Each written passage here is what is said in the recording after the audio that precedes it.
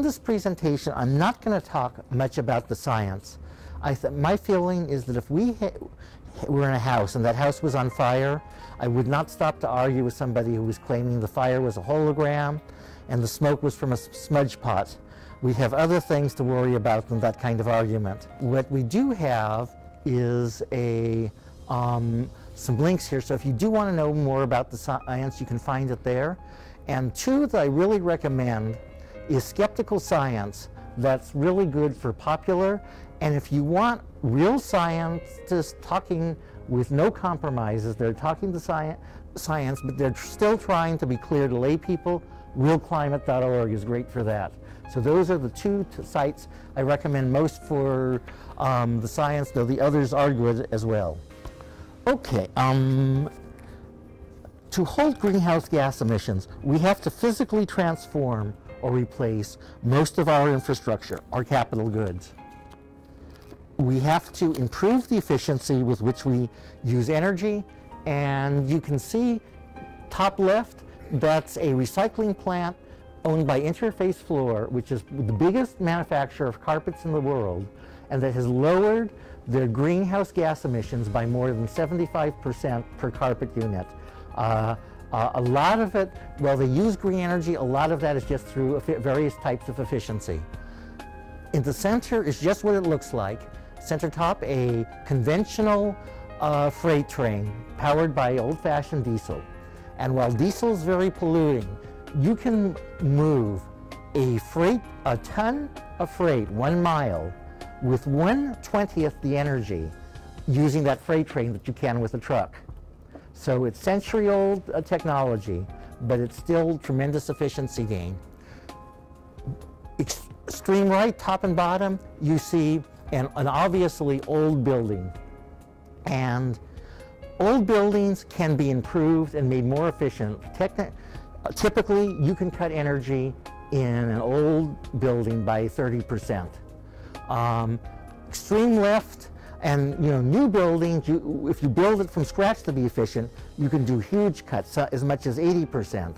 But even an old existing one, which after all will always be most of our buildings, you can cut energy. Last thing is a BART line, BART F line, and it's just a conventional light rail electric train, nothing fancy, but it still takes less energy and produces less emissions to travel a mile in that than it does in an automobile. If the electricity for that was produced renewably, it would really provide very efficient transportation. Of course, we're not going to eliminate emissions just with efficiency, so these are just two examples. That is a concentrating solar power, and that works by using mirrors to focus sunlight to boil water or other fluid. Power like this on 2% of desert land would provide all the energy the world needs. Not just all the electricity, all the energy. Now, I will say that the desert is fragile, and putting something up there is not the best thing for the environment, but you've got to consider that right now we're doing coal and uranium mining in the desert, and this would be a heck of a lot lower impact than coal or uranium mining. Similarly, that's a wind turbine. Wind turbines on commercially developable sites can provide 5 times as much energy as the world uses right now. Again, not just electricity, but energy. And again, wind generators have environmental effects, but much less than coal or uranium or oil or nuclear. I will also add that you can reduce the impact further because you can also put solar panels on roofs. There are places you can, but even I'm deliberately choosing big wind and big solar, and even though a lot of people don't like that, and there are arguments against them, they certainly are nowhere near the impact of coal or nuclear or oil or natural gas.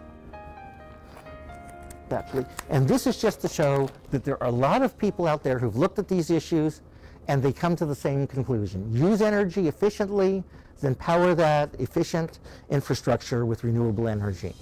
Now, what you've just heard is the elevator pitch on technology.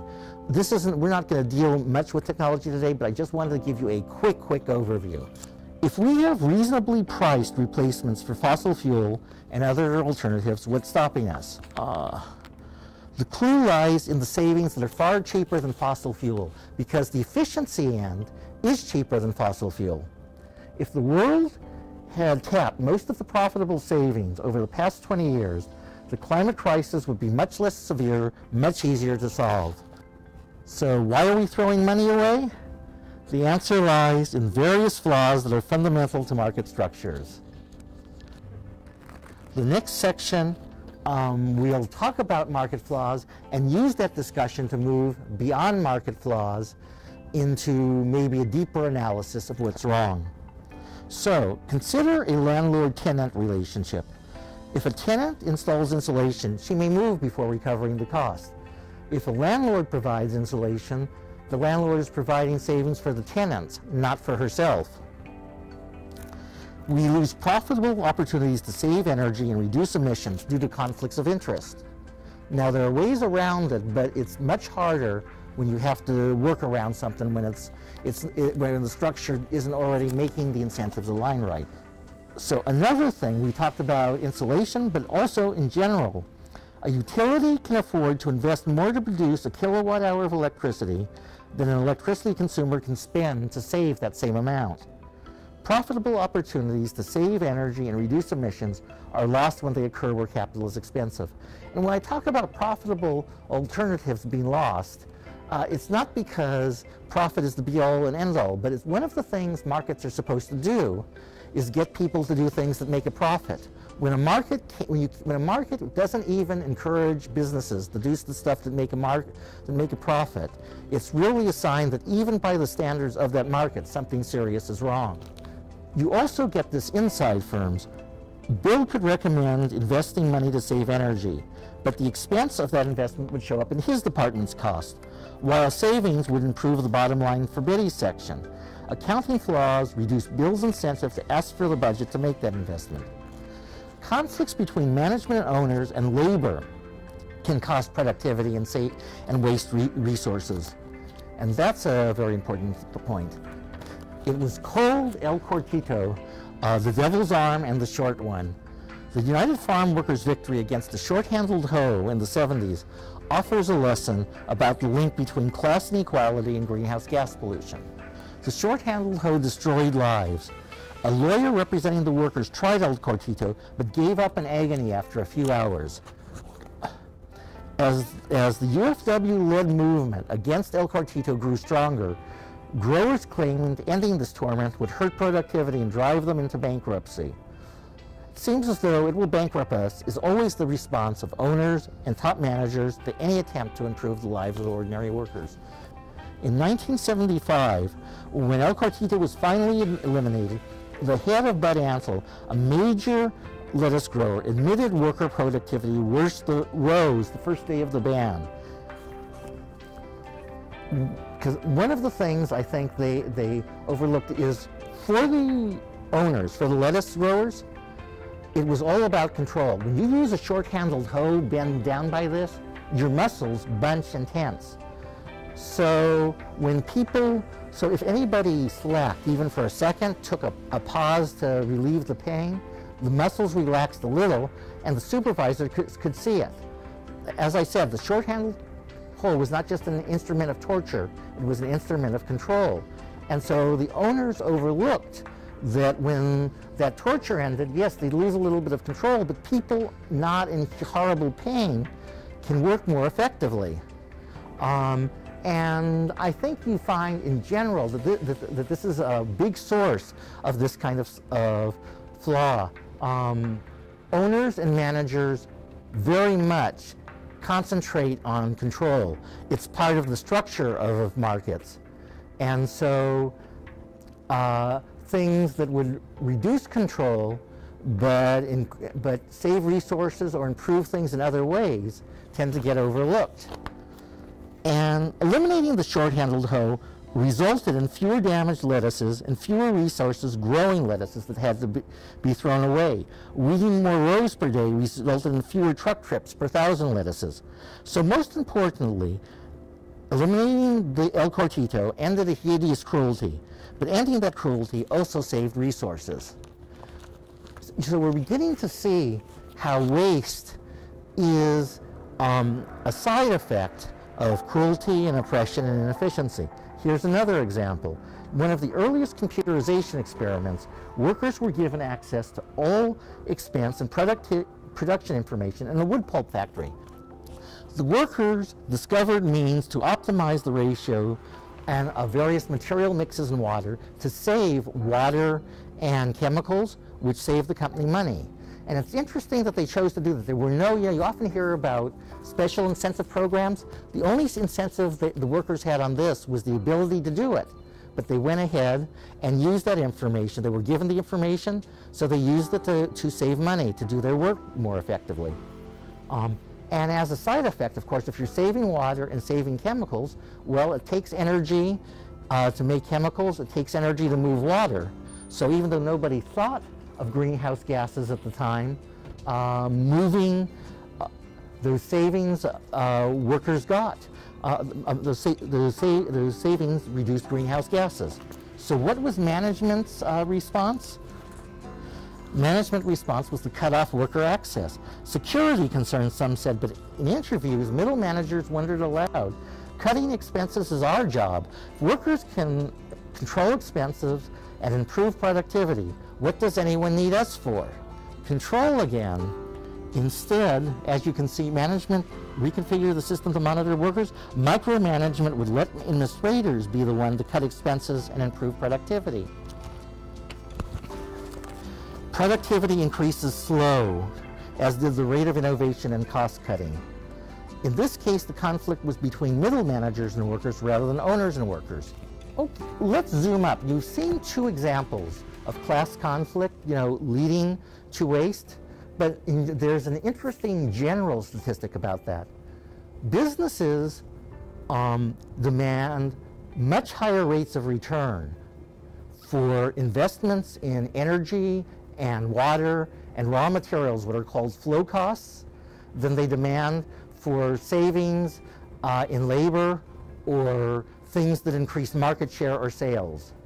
Now, there are some reasons for this. I won't go into transaction costs, but even if you take all those things into consideration, a company typically at one point required an 8% on investment and labor saving, but a 65% return on investment and energy savings.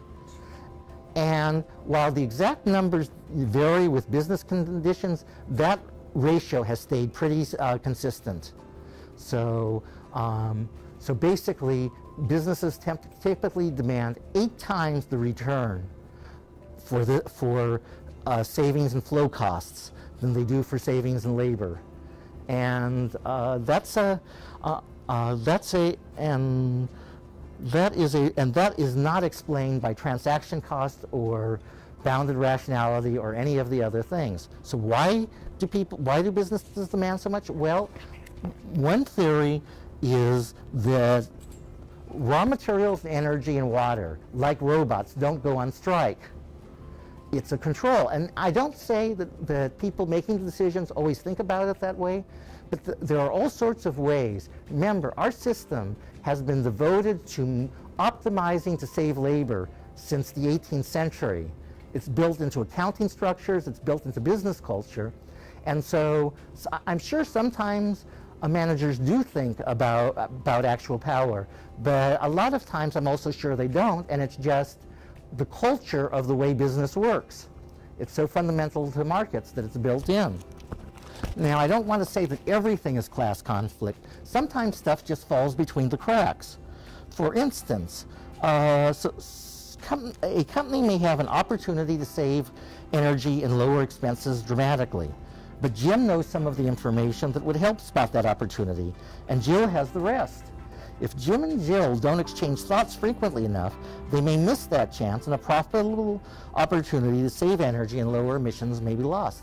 It's an effect of extreme specialization.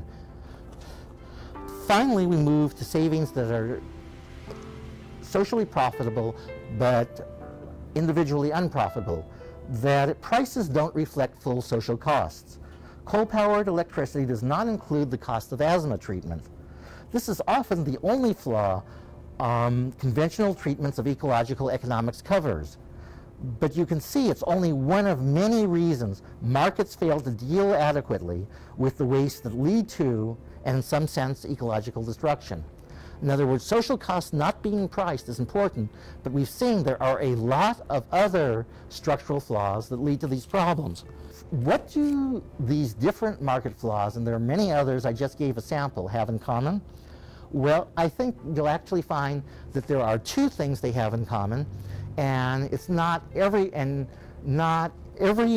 flaw has both of these, but I think every flaw has one of them, and many of them have both. The first flaw, market flaw I'm talking about, is atomization, where we act without information or incentives that encourage us to take the effects of our actions on others into consideration. We forget or are not even given the tools to consider that we are all members of one another. Another way to look at to think about this is that markets don't encourage whole system thinking. A second point is inequality. Many class, gender, race, or other divisions let dominant groups avoid their share of costs and reap more than their shares of the benefits of social labor.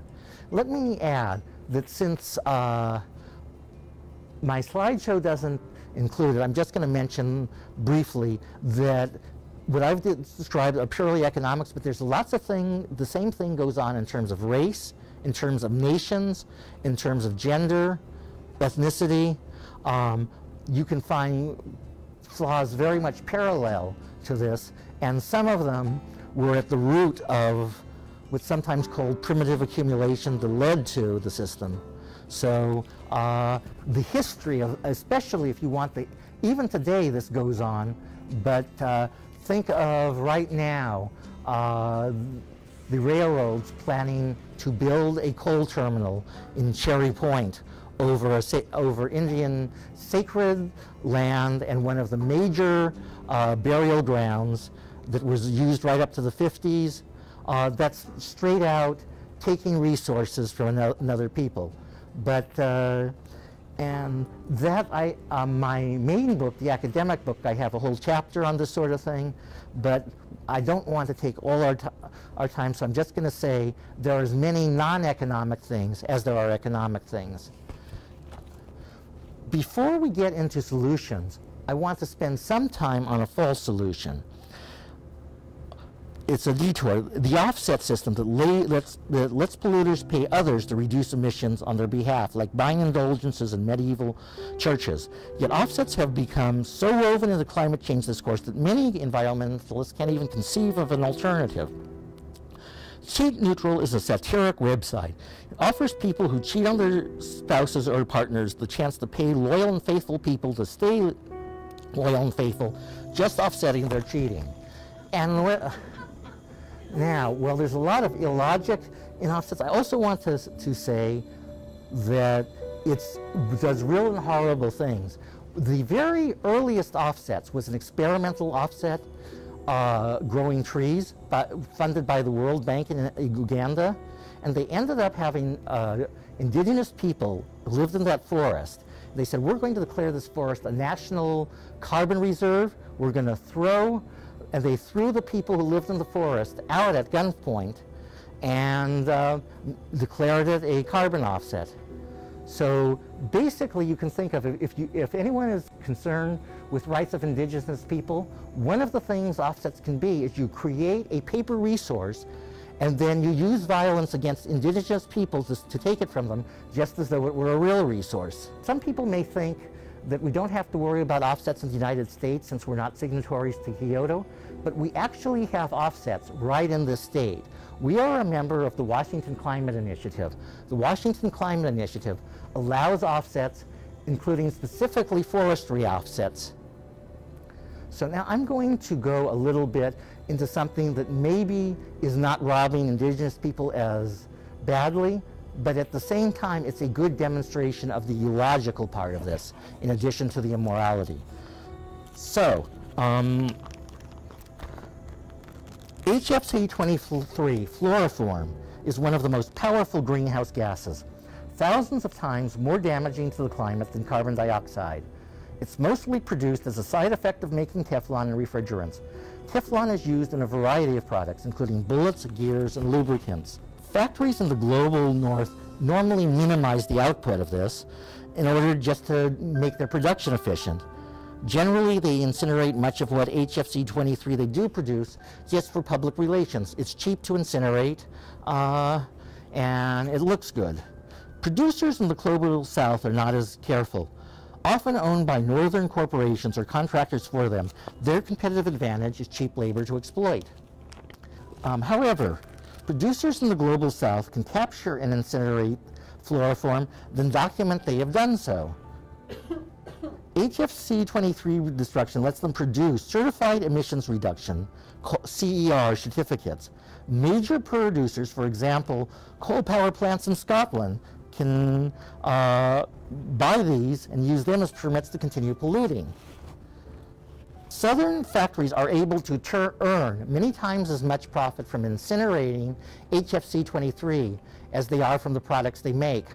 Teflon and refrigerant precursors become a secondary product.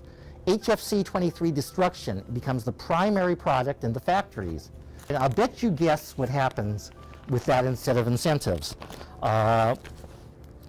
Factories in the global south increased their capacities and ran 24 hours a day to produce more HFC-23 to destroy. So that you actually increased emissions. And I will add that even today, those offsets are still out. The HFC-23 offsets are not set to expire till June 2013, and China is pushing very hard not to let it expire even then. I will also add that in case anyone thinks this is trivial, HFC-23 is the single biggest offset type under CDM to date. Of approved offsets, that is the biggest there is. However, tomorrow's scandal is probably red offsets, reduced forestry degradation and destruction. And one of the things that a lot of people are looking to do is clear-cut old-growth forests, replace them with pine trees, and claim carbon credits for doing so. I will also add that even if you do legitimate forestry as an offset, there are various reasons you can't measure it that well. Forestry protection should not be marketized. Even there's a lot of moral reasons, but even by market logic, it's not suitable for financialization. But scandals are really besides the point. Project-based offsets involve comparing what actually happened, something that is usually but not always measurable, to what might have been. It's the difference between reality and a scenario. In short, project-based offsets are storytelling. Money for offsets is not payment for carbon reductions. It's a literary prize. So we've taken a brief detour to look at one false solution. Now it's time to look at real solutions. First, in review, we've already seen from technical discussions that physically solving global warming is an infrastructure problem. Use energy and resources thriftily, then power and energy and resource-sipping infrastructure with renewable energy and sustainable processes. Okay, so as it says on the slide, infrastructure always depends on public investment. Water systems, sewer lines, phone lines, transmission lines, airports, seaports, rail, highways, all depend on public rights of way at minimum, and most depend on public money. If we want to really phase out emissions, we are going to have to put a lot of public resources into infrastructure. And where do we get the money? U.S. spends almost as much as more as the rest of the world combined, far more than any defense or security need requires. So convert most of the $700 billion war budget. Now, we could get that money from lots of sources. $250 billion in the scale of an economy isn't that much. You could easily get it by taxing the rich. Heck, you could borrow it. But there's a reason I'm focusing on the military, and that's because historically the military competes for resources with civilian infrastructure, and specifically with this kind of infrastructure. Back in the 1940s, after World War II was won, The Dymaxion house was a 1,000 square foot Buckminster Fuller designed luxury home. It was comparable in efficiency to today's Platinum LEED homes. Platinum LEED is one of the most efficient ratings a home can get. This was in 1940s when a typical home was not insulated at all. And Walter Reuther and the labor movement wanted to convert post-World War II military factories to build these, but the government continued to make weapons for the Cold War. Think of how efficient our homes had been. Think of all the resources that would have been saved if the common standard efficiency for homes constructed in the 40s had been what today is LEED Platinum. The U.S. also chose weapons over the Dymaxion car, which was in the 50s, a 40-mile-per-gallon, 6-passenger automobile. Now, even today, 40 miles per gallon is pretty good for a car, but you have to remember that in the 50s, the average car traveled 17 miles on a gallon of gas. Think how efficient cars would be today if 40 miles per gallon had been standard in the 50s. And these were directly, and both these opportunities were lost because of war spending. More important than resources is the way military dominance competes for mind share. Fear is stronger than good sense. Next slide. I don't want anyone to think I'm concentrating only on Republicans. Jimmy Carter funded shale oil over solar electricity in the name of energy independence. The constant drumbeat of fear and anger required to win continuing public tolerance for an aggressive foreign policy distorts all politics. The U.S. has plans for a coal-powered airport, a coal-powered Air Force. By converting, the Air Force supports a synthetic fuel program to make oil from coal. Also to make it from biofuels, which it's hard to say whether making oil from coal or from biofuels, especially when they're talking about plantations, would be more destructive. They're both so destructive. But one thing to remember is that when you make oil from coal, it's more destructive than the coal alone. Burning coal directly is less destructive than making it into oil and then burning it. So that tells you, so oil from coal is probably one of the few things on Earth that's more destructive than coal. Of course, oil from biomass is also one of the few things on Earth more destructive than coal. So, in interest, and very appropriately, the motto of the unit which pioneered synthetic fuel is death from above. $250 billion a year could fund the full 20-year transition. Public investment of that amount of money annually could build rail, improve energy storage, reduce energy use in new and existing buildings, generate renewable energy, fund electric cars, subsidize regenerative agriculture. This is not the full cost. It's the public investment required to drive much larger private investments to fully or mostly phase out emissions. It's the difference between what we spend now and a transition to sustainability. Public investment is not enough. Businesses tend to repurpose obsolete technology. If we simply invest in green technology to replace fossil fuels, I guarantee you other uses will be found for concentrated carbon. An example from outside the energy industry, telexes are still around in niche markets decades after fax, email, and texting made their original purpose obsolete. In spite of how they're slandered as command and control, traditional regulations save lives. Seatbelt, fire, building, consumer, worker protection. I'm sure you can think of examples. So here, an example of energy rules. Buildings in the UK use about half the energy ours do, thanks in part to building standards. Japanese autos average 30% gas miles than ours, thanks to efficiency regs. Appliances and office equipment standards, as this Japanese refrigerator illustrates. Top runner means the most efficient appliance one year sets a new standard for subsequent year. And I know when you see these figures, maybe you're thinking, this amount of efficiency isn't enough, but remember, efficiency doesn't do the job alone. If you get efficient and then you drive it by renewable energy, then that's a heck of a reduction. Feed-in tariffs help build the wind industries of Denmark and Germany. Feed-in tariffs require utilities to buy renewable energy at a specified price. Public investment and regulation alone, without an emission price, will leave gaps. Industrial production consists of hundreds of thousands of processes. No regulatory or public investment program can deal with all of them.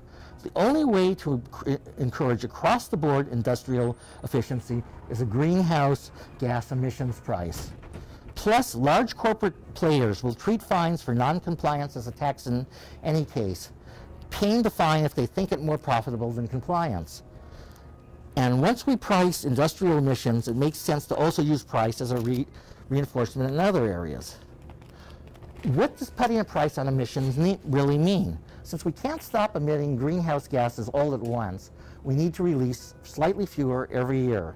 That total limit on emissions, which should drop annually, is called a cap. We need to keep lowering that cap until our greenhouse gas emissions are zero or negative. If we're limiting total emissions, how do we decide who gets to emit how much? If we can't phase it out right away, divide the cap into permit and auction them off to upstream polluters.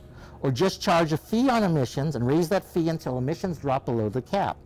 One disadvantage, these costs will be passed on to consumers and raise prices, which would make it regressive. But to make up the increased cost, divide the revenue from auction permits or emission taxes equally among everybody. Progressive refunds make up for regressive collections. In a system where emissions are taxed or permits to emit auctioned and the revenue then divided equally among consumers, most of us get more back in revenue sharing than we pay in increased costs. I want to emphasize, though, that pricing emissions can only be reinforcement. It can never be the primary driver of reductions. And the reason, as it says on the slide, are the twin and it's also a reason why there should be no or very little trading. It should be auction permits directly auctioned, polluter pays, or a carbon tax. The two elephants that are often ignored in the living room is that we can't measure local emissions precisely enough for our trading system, and we don't measure local emissions with anything like the precision possible. Carbon pricing is rough and ready approximate reinforcement, far more suited for fixed pricing than being transformed into precise financial instruments, and as we'll see in a second, not even suited for anything but reinforcement. First of all, the error rate at the moment in measuring emissions, the error rate in measuring emissions that is possible is bigger than the largest and most radical emissions reduction currently on the table. Because remember, we can measure emissions really accurately on a global scale. You've got concentration and atmosphere. If you're talking on a continent-wide or a large portion of a continent, you can still do it pretty accurately. But once you get down to the local, factory, campus, or neighborhood level, that gets a lot harder. The recent investigations have shown that in the ETS, the European Trading Scheme, one of the most sophisticated carbon trading schemes, I think it is the most sophisticated carbon trading scheme on Earth, discrepancies as high as 100% have been detected. Now that's because the ETS only does bottom-up measurement. They look at fuel being burned, they have meters in certain large point sources. There's no top-down measurement. If you add top-down measurement, and top-down in carbon is a very literal term, it means satellite. So it is, satellite measurement is literally top-down measurement. And if you do that, you can get local figures as accurate as 10%. But the most radical, emission scheme that's currently been negotiated, the ones proposed in Bolivia, are 10% a year, a 10% reduction per year. So the error rate on the local level is as great. You have an error the same size as Bolivia's proposal for carbon reductions. Now, remember that error isn't there when you do national and international. It's only when you're getting down to these little schemes where you want to measure factory by factory.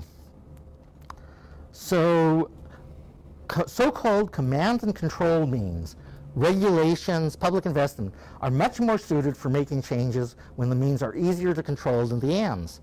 And when it comes to putting a price, what you want to do is not have any trading. You want to have a carbon tax, or at worst, auction permits that are sold directly to polluters with no trading. Because as soon as you get offsets and trading, you know, as long as you do that, as long as the carbon price is paid directly, the scale may be wrong, but at least the sign will be the right direction. You're always paying something. But as soon as you allow trading, and especially as soon as you allow offsets, there's a real danger of getting the sign wrong, of having people make money on increasing pollution. Okay, so far we've talked about domestic, but the truth is that climate change is global. If the global south, the poor nations, stop polluting today, what we in the global north and the rich nations are doing would by itself push us over into from disaster to catastrophe. And the reverse is true too. If the rich nations stopped, you'd have the poor nations alone. We need the global north and the global south have to cooperate. It's highly unlikely for the global north and global south to work together while the north reserves the right to invade, bomb, and torture southern nations at whim. And the children in this photo, by the way, were all injured by U.S. military action in Iraq. They were all brought to the U.S. for medical treatment by No More Victims, a grassroots group that works for peace one child at a time. The world won't work together against the climate crisis so long as the global south has no protection against military or economic crisis imposed by the global north. The global north has used up all the atmospheric space that could have allowed development by the northern path. We can't expect the global south to pay for that fact. Clean development is more intensive than dirty fossil fuels. The global north will have to provide some of that capital, probably as much as we spend on our own transition. This daunting transition requires us to make many political changes at the same time. We need to completely transform our infrastructure. We need to convert our military budget to green investment, pass tough new efficiency and renewable requirements, a price on emissions, the revenue rebated to consumers, a less regressive military power policy, serious negotiations with the global south, and if we expect the global south to cut emissions, we will have to pay some of the costs. That's a heck of a lot to do. Environmental clauses, including global warming, are not high enough priority in the U.S. public mind to serve as a basis for this many large changes. Fortunately, there are many reasons other than solving the climate crisis for taking necessary steps. There are many moral reasons to oppose aggressive northern foreign policy other than worries about undermining the climate deal. Public green investment would benefit a great many other causes besides narrow environmental ones. Inequality and atomization are at the root of the waste that created the climate crisis. We are part of the 99%. All fights for justice, equality, democracy, community, and freedom are our struggle. Climate change and environmental activists have to see our fights as part of a larger movement, as do supporters of other causes. Somehow, all of us working against inequality and justice have to transcend our own atomization and inequality to build a larger movement of which each separate struggle is just one part. What happens next is in our hands. Thank you. Okay, so, and I will add something. One other thing is these are very important to start thinking big, because it does seem on the left that we don't, but at the same time, thinking big doesn't mean we don't do local struggles and support things like tribal, indigenous struggles, who are leaders in making local change. I mean, we do have to act locally also, but as opposed to think globally and act locally, we have to think globally, act locally, and act globally. And now, and at this point, I will say, any questions? I thought it was very interesting that you said you do not want them to trade, because there's so much money now in that. Yes. That was very, very interesting. I thought yes. This was great, because then the carbon trades don't make sense. Yes. Well, not the carbon trades don't make sense from an environmental standpoint. They make a lot of sense from people making a profit. Right. They're a huge, as I said, they're a whole new chance to create a new paper resource that can be, even though it's paper and artificial, it can be extracted by force from indigenous people. And the red is really about that. I know there's some indigenous people who are signing on to red, but I think they're making a mistake and that they're going to find themselves in the same position as a lot of other people a lot of other indigenous people who signed treaties who thought it would benefit them. I don't think red is going to benefit any indigenous people, and in fact, I know a lot of indigenous people agree with me on that. Reduced, and I'm forgetting the E, from deforestation and degradation. A reduced emission from forest degradation and destruction and degradation. In other words, you're stopping forests from being destroyed, and you're stopping forests from being degraded, which is a good cause, but it isn't what. But that's a great title. If red really did that, nobody would be against it. Kind of like Operation Iraqi Freedom. Yes. Like Operation Iraqi Freedom, Zoltan says. Yes. You've said what we all should want to happen. The Kyoto Protocol's being replaced next year. Do you get a sense, besides the red part of it, where they're moving towards as to what will replace the Kyoto Protocol? Right now, it looks like they're going to be making some cosmetic improvements, well, in heart, making it worse. It's not just red. What they're going to do, what the outline of what they're aiming for, is to have a tighter cap, a lower cap, but then make that cap meaningless by having more offsets. So they're going to allow more. One of the types of offsets they're going to look at sectorial and other types of mass offsets where you improve a whole bunch of offsets at the same time. They're trying to push that through under the guise of offset reform, but what it really is a way of approving a lot more at once. So red is actually part of a larger offset creation plan. I've been struggling with, in what way could you see putting pressure on the coal industry? Is there any you can think of? Get some sort of unity where we have the power. I mean, I don't know, I don't see them responding to pressure, because basically what we need to do is destroy them. I don't see, pressure, and pressure involves some sort of compromise, and the coal industry, really, I can't imagine any compromise. The coal industry needs to be destroyed. I mean, I don't see. You could have some compromise with the workers where you provide them with jobs, and in fact, if we get the power to destroy the coal industry, we would have the power to do that, and we should. But I can't see any way you can go on burning coal.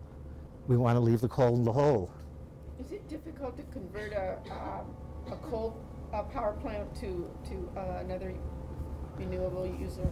It's almost impossible to convert a coal plant to renewable. You can convert a coal plant to natural gas, but that's yes. What's the better? I mean, what's an alternative that's readily available and realistic for us to be using to coal? Are you talking as individuals or as a society? As a society, there are actually if you have solar and wind combined, that's a very realistic alternative to coal. It's not something you can just put in your house while the society stays the same. One of the things is there isn't much in the way of individual solutions other than efficiency. Efficiency, if you want, you can do in your own home. There are things you can do at the local community level.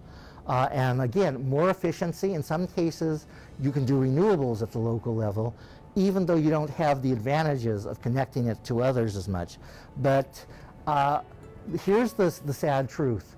There's almost nothing. There's and some of them you can recycle. You can live as green a lifestyle as you can, but past a certain point, there isn't anything you can do just as an individual. If you want to do things, you get together with other people and do them.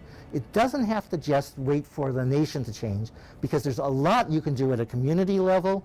And one of the things is Zoltan here can tell you that indigenous people in this country and this state have a lot to teach us about what can be done at a community level. So I just learned and didn't know that wind in this state requires natural gas in order to get that whole process in place.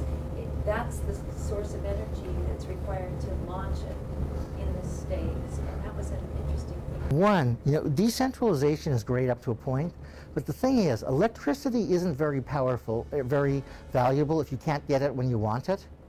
And the problem with purely local is that if you just generate wind or solar locally, wind doesn't always blow, sun doesn't shine at night, and while there's storage possible, storage is really, really expensive right now.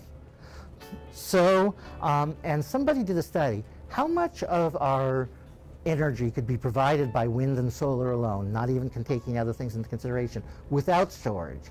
And it turns out, with transmission and placing it in the right place, 70%. But that's how much without any storage at all. And then you can add storage and shaping from existing hydro and from geothermal, and you get to 100% renewable. But the thing is, you're not going to do that without long-distance transmission.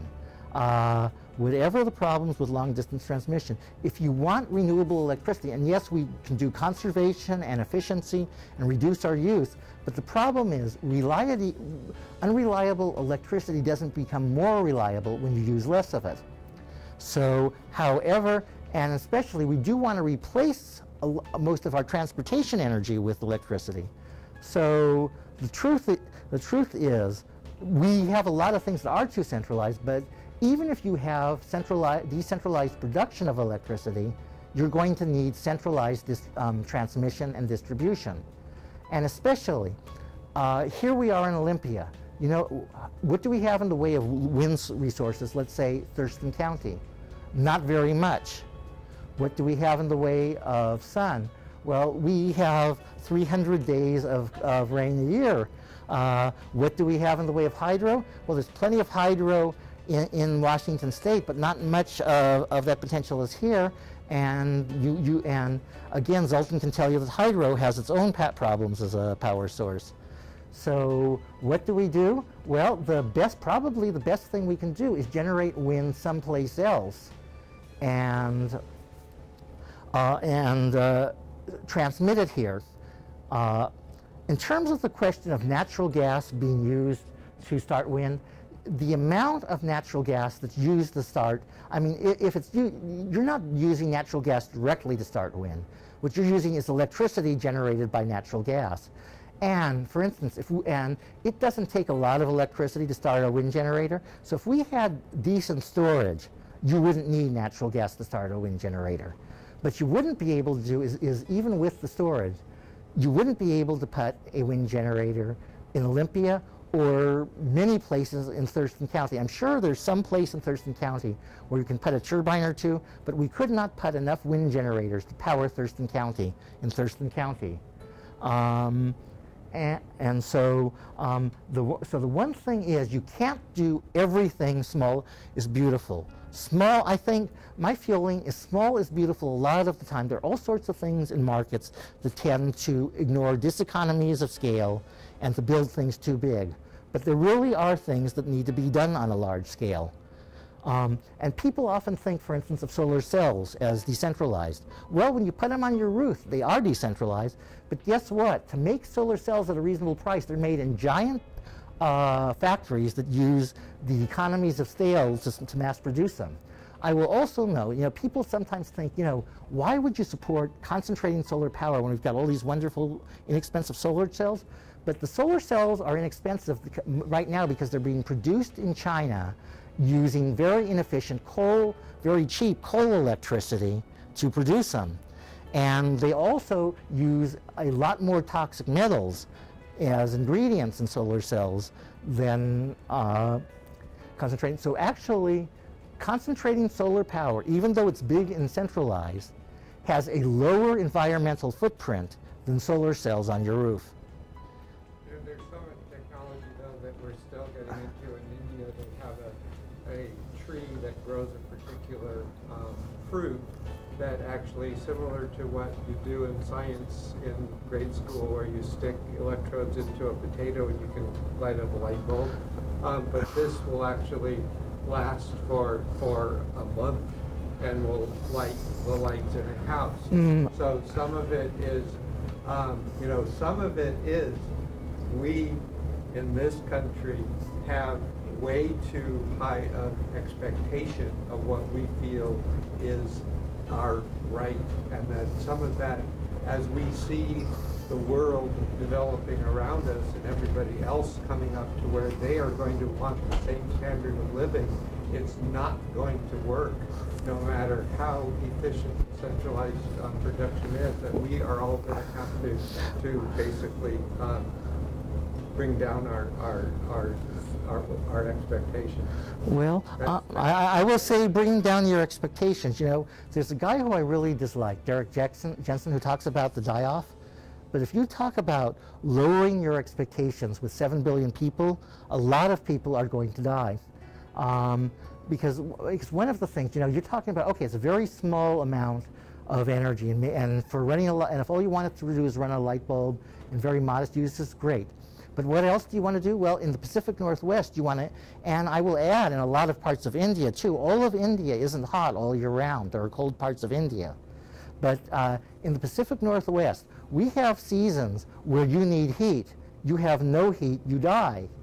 Well, where are we going to get the heat from? Should everyone in Washington State have a wood-burning stove? You start thinking about the wood consumption from that, the air pollution from that, but also there's a real question of sustainability using that much wood for a heating with the number of people. And generally, we have 7 billion people on this earth. There is no way out but through. We have to use technology. There's no sustainable way to keep them alive without using technology. It doesn't have to be the same things we're doing. The level of technology isn't the same thing as having coal plants, but solar and wind doesn't produce carbon emissions, and done right, it doesn't have a big environmental footprint in other ways. It doesn't have zero environmental footprint. There's no BTU money, there's no kilowatt fairy. But solar and wind with a little geothermal, and reluctantly, because really I'd like to see all the dams shut down, but at least for a while, keeping some of the existing dams in place and using that in addition. And then in the long run, we may be able to replace those dams with geothermal too, and get better storage. But that's the long run. But right now, we have to but at any rate, if we want to keep the people on this earth alive, we're going to need to make pretty extensive use of solar and wind. And even though GDP is a lousy measure of economy, the people in the poor nations are going to have need a higher GDP than they have now. If you took the current GDP of the world and divided it equally, you would find everyone on earth would have about the living standard of Cuba. And some people who haven't been to Cuba, that sounds great, but I'll tell you, if you want to say the Cuban standard of living is great, you know who you would ask about that? Fidel Castro. He'll tell you that he wants the people of Cuba to have a better standard of living than they have now.